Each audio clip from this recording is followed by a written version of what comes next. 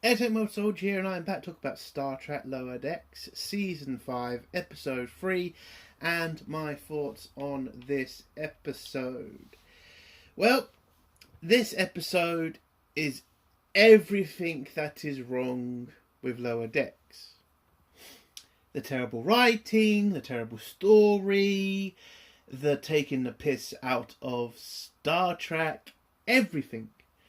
I mean, I watched this episode and it was just like, if I'm a fucking teenage girl, I'd probably be a bit interested in this fucking episode, probably.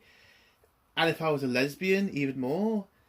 But my god, this was so fucking boring and so fucking ridiculous. And why, by the way, one part of this fucking episode is literally just a copy of Apocalypse Now. Like, is that fucking ridiculous? And I'm just like, seriously?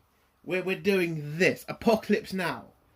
Oh my god, it was so ridiculous. And Mariner's stupid fucking story. I'm sorry. Look, I get it, Mariner, you're trying to write her as a bloke. I get it. But this, come on now. There's only so much disbelief I can have, and I'm sorry, I just didn't have enough for this shit. It is a terrible fucking episode. And Boimler's shit, like, talk about a fucking obvious fucking ending to that fucking story. I mean, come on! I'm sorry, it's ridiculous. Now, last week I said the episodes, well, they weren't great, but at least there was something. This episode is literally just everything wrong with Lower Decks. It is not written for Star Trek fans. It is written for fucking teenage girls. And it is just so fucking boring. Like, we are on a station that's the size of a fucking moon. You've got multiple locations you could have done. All we ended up doing was just following these two morons around, doing ridiculous fucking storylines and over the top fucking, comedy at some point. I mean, there's a literal scene where Boimler screams like a bitch, and I will admit I laughed, and it was a very funny scream. But at the end of it, I was just like, why the fuck are we doing this? Like, Boimler has had so much fucking growth, and I admit that. He's had so much fucking growth, but then they always have to bring in the comedy, which brings down the episode, which makes the episode again pointless. Oh my god.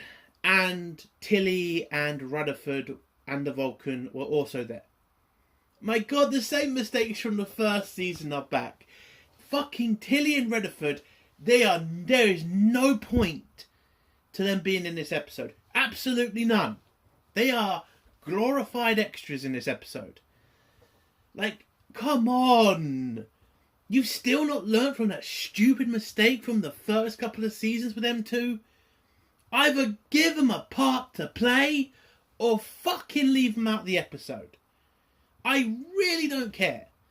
It is a waste of fucking time having them on screen in this episode.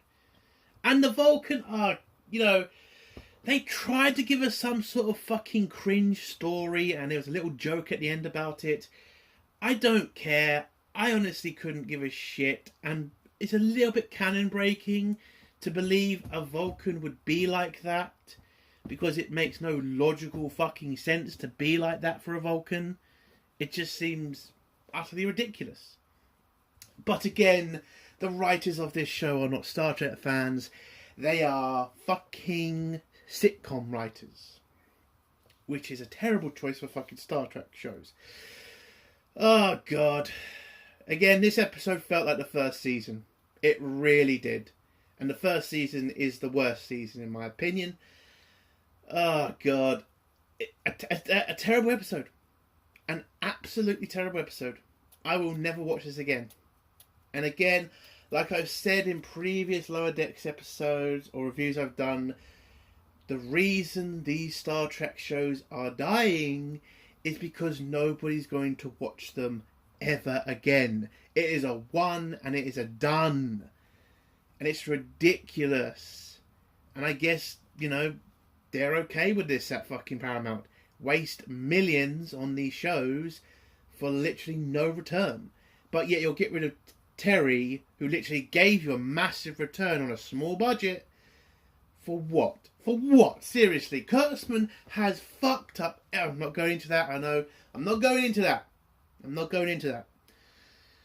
Episode was terrible. I'm going to give it I'm giving it a 0 out of 10. Sorry, it reminded me too much of the first season, and the first season is the worst season. A 0 out of 10. So, let's get to spoilers now. If you don't want to hear spoilers, leave in 3, 2, 1. So, Cerritos has been sent to a pleasure cruise that has multiple fucking holiday locations, and the crew has been sent to this massive cruise because of an escaped cluster of nanites that's gone wild in the resort, which is now just eating things and growing. So Starfleet has been sent to deal with it in a humane way. The group gets sent on that mission, and it's basically the same people, Tilly, Rutherford, Mariner, and Boimler. Boimler is also still growing his fucking hair out, which is so fucking annoying to watch because it looks ridiculous. But he then gets called away by Ransom. Ransom wants him to go on a secret mission for Starfleet.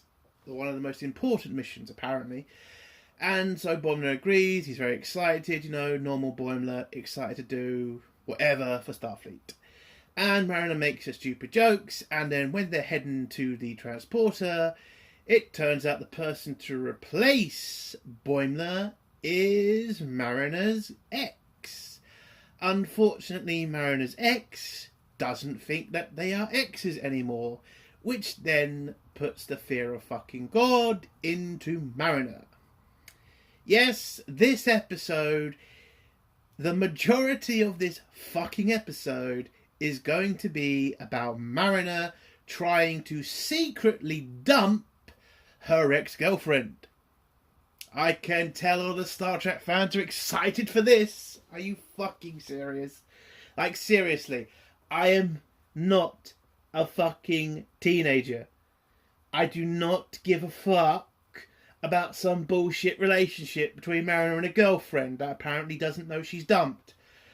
Oh my god, the writing for Mariner in this. They write her like a bloke. Like, seriously. Yes, I have done stupid shit like that myself. When you get to that point in a relationship, you dump a girl, apparently she didn't know you were dumped. But girls have done that too, so I don't know. Ugh, anyway. Yeah, it's a fucking ridiculous episode. I'm going to get through Mariner's shit pretty quick because I just can't. It's so fucking boring and dull. And the fucking resolution for this is bullshit. So the majority of, Mariner's scenes are basically Mariner trying to secretly dump her girlfriend. And also complaining all the fucking time about the fact she already dumped her. But when she explains it, it's kind of obvious that maybe she should have said she dumped her, and then this whole situation wouldn't have been fucked. But apparently before she could get to that chance of trying to have this grown-up conversation, her ex brings up the fact that she's gotten a promotion, which also means she's getting transferred to a new ship. And now she wants to have a discussion about their relationship. So Mariner thinks this is the best way for her to get out of having an awkward conversation with her. So she says, listen, we can't really have a long distance relationship. And she thinks she can use that as a way to secretly dump her again. Unfortunately, it gets brought to her attention that doesn't her mother and father have a long distance relationship as they're both in Starfleet, which then puts the fear of fucking God into Mariner, because again, it looks like she's going to have the awkward conversation. Again, are you Star Trek fans enjoying the fact we're having to watch an episode where Mariner wants to dump her girlfriend secretly and just doesn't get to the fucking point of just saying, yeah, we're over? Like, come on, she's not fucking 19. She's literally 30. Grow the fuck up and have the fucking conversation. Again, I'm watching a Star Trek episode where I am literally watching a teen drama. And I am not here for that shit. I did enough of that shit with the girlfriends, okay? And that was fucking torture. My God, did I watch so much of that stupid diary shit. Oh, God. I'm sorry, I don't want to watch that shit anymore. Why am I watching it in Star Trek? Why? I guess I should mention Tilly and Rutherford. So, Rutherford gives the clump of nanites a name, and that's pretty much all he does this episode. Gives the clump a name. He's also finds out a way to defeat it, and Mariner's girlfriend comes up with a way to trap it, which is literally having a box and a piece of plastic holding it up, and just having the creature get trapped by the box. Yes, that's how technical we're going to get with this. A box and a bit of wood on the end of it. You know, like the traps you see from old fucking ways of catching rats. Oh, God. So it couldn't be anything bigger than that. Oh, God. Why? I mean, come on, Lower Decks. I don't expect much from you, but you're in the Star Trek universe. There was nothing else you could have done. I don't know, maybe a special kind of machine they could... for fuck's sake. I know. Why do you expect so much? You shouldn't. It is ridiculous too. But come on! It's supposed to be Star Trek, not fuck... God. Anyway. So, the box thing doesn't work because Mariner fucking loses her shit. Because, again, it looks like they're going to have the conversation about their relationship. So she decides... Well, because the trap also has the bait, which is apparently a crystal, and Mariner has the idea to try to, distract her girlfriend or ex-girlfriend, that if she uses a phaser to give it a bit of juice, the crystal, it might attract the group of nanites to it, make it more attractive, basically. But Rutherford says that's dangerous. If you do that and we don't capture the creature, it could also empower the creature, which is something they don't want to happen. But again, because Mariner wants to not have an awkward conversation, she decides to do the more risky thing just to avoid... Seriously, you are a Starfleet officer and you decide, instead of having an awkward conversation with this woman, you're just going to put your crew at risk. My God, this is the same kind of shit writing from the first season. It is ridiculous. But yeah, so she does it. She uses a phaser on the crystal. Then the creature does get more attracted to it, goes for the crystal. The box falls on it, and it looks like they finally caught the creature and can go home. But unfortunately, Rutherford was right. It empowers the creature. The creature gets stronger and then goes amok. And then Mariner and the group then have to chase the goddamn thing all over the resort. And then they figure out a way to kind of trap it or contain it. There's also a scene where the Vulcan woman reveals that she likes a musician who's apparently some pop star.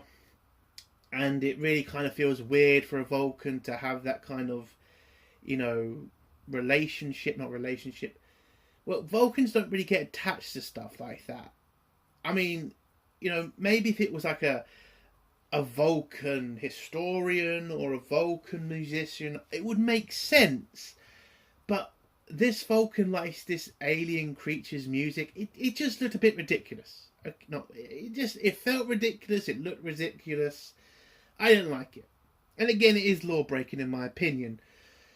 God, it was so shit. But yeah, Rutherford figures out some type of way to capture the creature.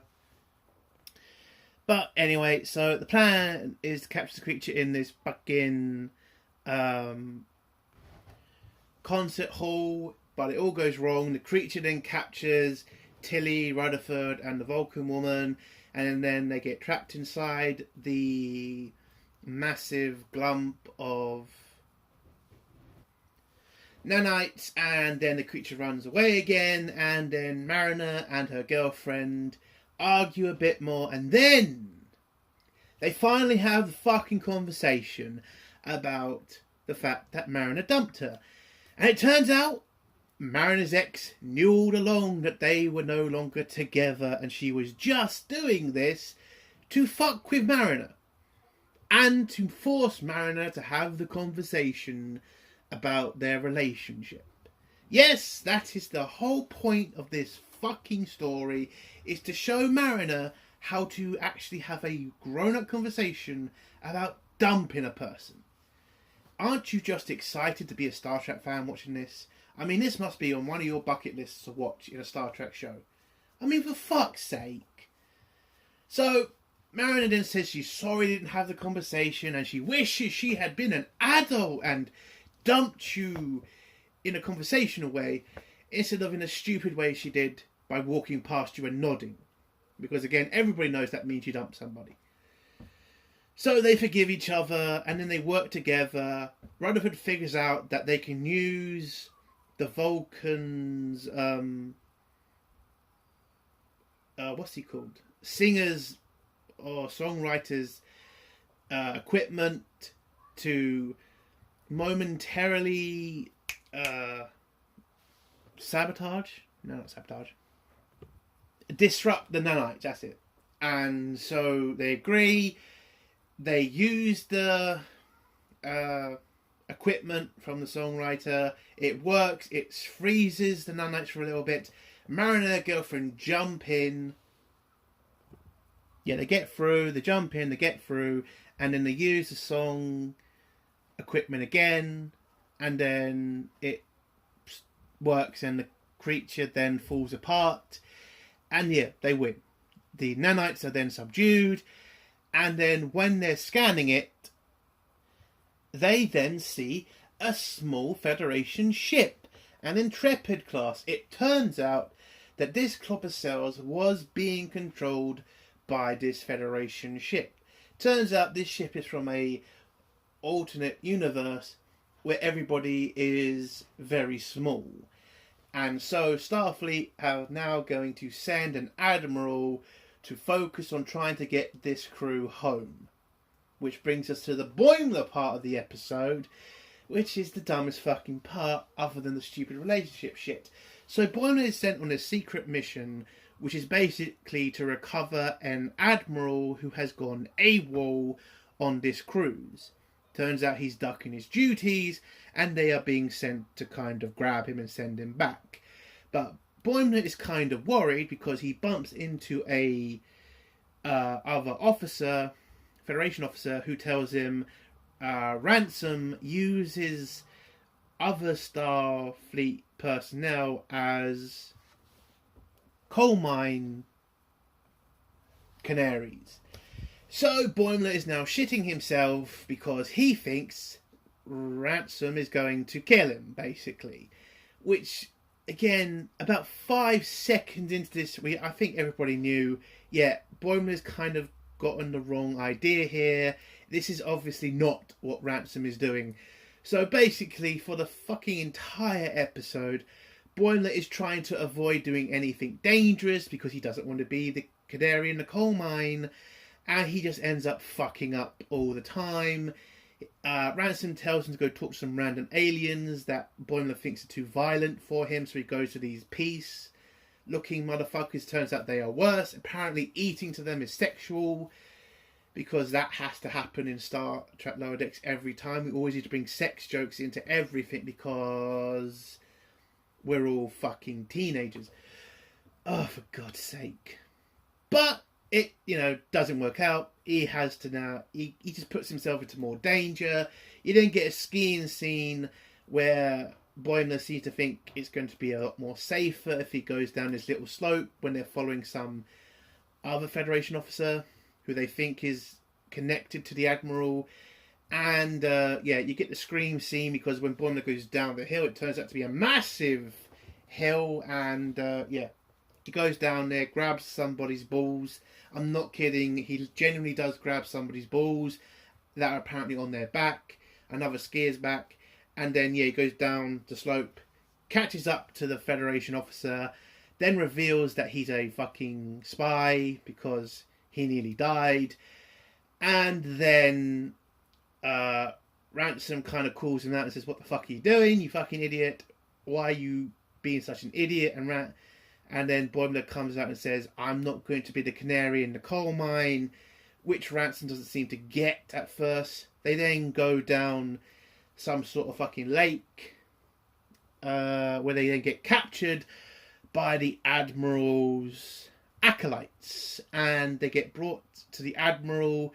And this scene is basically a copy of Apocalypse Now, where this Admiral wants to go off grid. And do you know why this Admiral wants to leave Starfleet? Do you know why he's so angry? Because apparently Starfleet haven't been giving him good missions. They've been making him milk whales. I am not lying. I am not joking. That's the reason here. He wants to leave Starfleet because he doesn't get any of the good missions. He just gets told to milk whales. I'm sorry. Like, one, what the fuck has whales got to do with any of this shit? Two, you're in Starfleet. It's not supposed to be about battles and fucking adventures. It's supposed to be a scientific fleet. There will be hundreds, if not thousands, of Federation officers who would die to do this kind of scientific research. Unfortunately, the writers don't seem to get that because they're fucking idiots. This is supposed to be the evolution of humankind. They're supposed to be a more scientific society who don't see fucking money or fucking fame as a goal. They see the fucking scientific endeavour as the achievement, as the goal. But this motherfucker wants to go on a starship and just fire phasers all the time. Like a fucking moron. It is a fucking stupid story that basically shows these writers don't understand Star Trek. Like, seriously. So, Boimler then tries to talk to the Admiral, but the Admiral then talks to him and says, "Aren't you bored of being in Starfleet? Aren't you tired of being looked over and insulted and put into danger for nothing?" And it looks like Boimler's falling for it, but then Ransom tells him, "No, you idiot. You're not useless. You are important to Starfleet." Then Boimler says, "Well, why you been treating me like a canary in the coal mine?" Where Ransom says, "I'm not treating you that way. I brought you because you are actually a good officer and this was an important mission." And that seems to wake Boimler up, and then he helps subdue the Admiral. When the Admiral calls on his acolytes to, fight for him and die for him, his acolytes then go, whoa. We're only here to get off work from Starfleet. We're not here to do anything stupid. And they all surrender and just go home.